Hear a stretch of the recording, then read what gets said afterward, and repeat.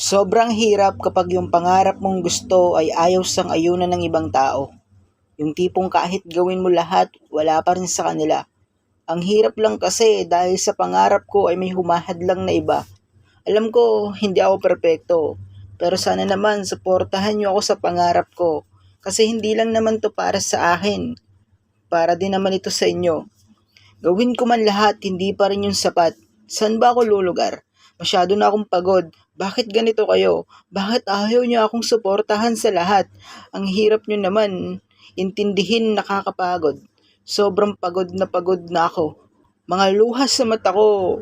Patuloy na lagi sa pagbuhos. Bakit sa mga masasakit na kataga? Ako ay parang nakagapos. Isa lang naman ang gusto ko. Yun ay sana maintindihan niyo naman ako. Mailap na pangarap kasi mayroong humahad lang. Gusto pigilan ng aking kagustuhan.